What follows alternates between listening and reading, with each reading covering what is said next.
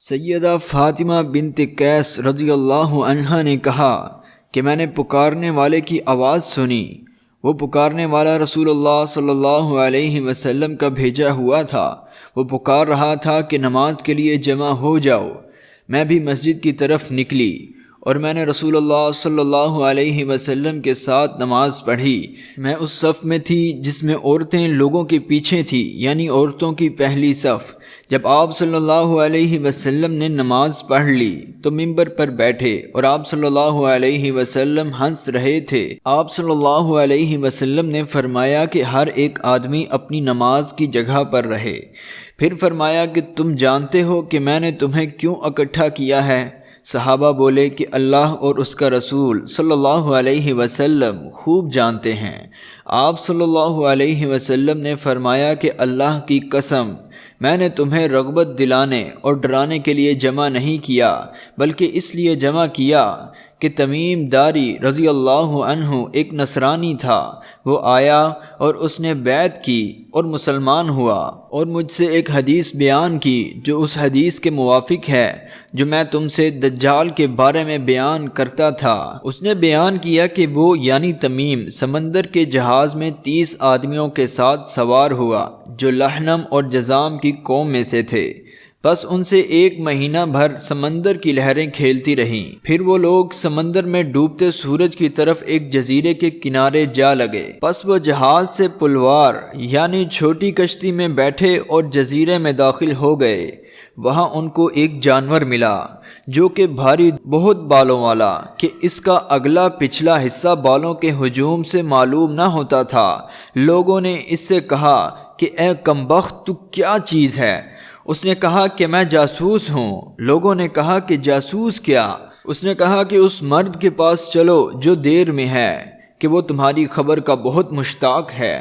تمیم رضی اللہ عنہ نے کہا کہ جب اس نے مرد کا نام لیا تو ہم اس جانور سے ڈرے کہ کہیں شیطان نہ ہو۔ تمیم رضی اللہ عنہ نے کہا کہ پھر ہم ڈرتے ہوئے یعنی جلدی سے دیر میں داخل ہوئے۔ دیکھا تو وہاں ایک بڑے قد کا آدمی ہے کہ ہم نے اتنا بڑا آدمی اور ویسا سخت جکڑا ہوا کبھی نہیں دیکھا۔ اس کے دونوں ہاتھ گردن کے ساتھ بندھے ہوئے تھے اور دونوں رانوں سے ٹخنوں تک لوہے سے جکڑا ہوا تھا۔ ہم نے کہا کہ اے کمبخت، تو کیا چیز ہے؟ اس نے کہا کہ تم میری خبر پر قابو پا گئے ہو، یعنی میرا حال تم کو اب معلوم ہو جائے گا۔ تم اپنا حال بتاؤ کہ تم کون ہو؟ لوگوں نے کہا ہم عرب لوگ ہیں، سمندر میں جہاز میں سوار ہوئے تھے، لیکن جب ہم سوار ہوئے تو سمندر کو جوش میں پایا۔ پھر انہوں نے سارا قصہ بیان کر دیا۔ جب سارا قصہ بیان کر دیا پھر اس مرد نے جو جکڑا ہوا تھا کہا مجھے بیسان کے نخلستان کی خبر دو۔ ہم نے کہا کہ تو اس کا کون سا حال پوچھتا ہے؟ اس نے کہا کہ میں اس نخلستان کے بارے میں پوچھتا ہوں کہ کیا پھلتا ہے؟ ہم نے کہا ہاں پھلتا ہے۔ اس نے کہا کہ خبردار ہو، ان قریب وہ نہ پھلے گا۔ اس نے کہا کہ مجھے تبرستان کے دریا کے بارے میں بتلاؤ۔ ہم نے کہا کہ تو اس دریا کا کون سا حال پوچھتا ہے؟ وہ بولا کہ اس میں پانی ہے۔ لوگوں نے کہا کہ اس میں بہت پانی ہے۔ اس نے کہا البتہ اس کا پانی ان قریب ختم ہو جائے گا۔ پھر اس نے کہا کہ مجھے زغر کے چشمے کے بارے میں خبر دو۔ لوگوں نے کہا کہ اس کا کیا حال پوچھتا ہے؟ اس نے کہا کہ کیا اس چشمے میں پانی ہے اور وہاں کے لوگ اس پانی سے کھیتی کرتے ہیں؟ ہم نے اس سے کہا کہ ہاں اس میں بہت پانی ہے اور وہاں کے لوگ اس کے پانی سے کھیتی کرتے ہیں۔ اس نے کہا کہ مجھے امیین کے پیغمبر کے بارے میں خبر دو کہ وہ کیا کر رہے ہیں۔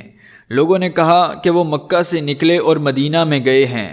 اس نے کہا کہ کیا عرب کے لوگ ان سے لڑے؟ ہم نے کہا ہاں۔ اس نے کہا کہ انہوں نے عربوں کے ساتھ کیا کیا؟ ہم نے کہا کہ وہ اپنے گرد و پیش کے عربوں پر غالب ہوئے اور انہوں نے ان کی اطاعت کی۔ اس نے کہا کہ یہ بات ہو چکی۔ ہم نے کہا ہاں ہو چکی۔ اس نے کہا کہ خبردار رہو، یہ بات ان کے حق میں بہتر ہے کہ پیغمبر کے تابع دار ہوں، اور البتہ میں تم سے اپنا حال کہتا ہوں کہ میں مسیح دجال ہوں، اور البتہ وہ زمانہ قریب ہے کہ جب مجھے نکلنے کی اجازت ہوگی پس میں نکلوں گا اور سیر کروں گا اور کسی بستی کو نہ چھوڑوں گا جہاں 40 رات کے اندر نہ جاؤں سوائے مکہ اور طے طیبہ کے، وہاں جانا مجھ پر حرام ہے یعنی منع ہے۔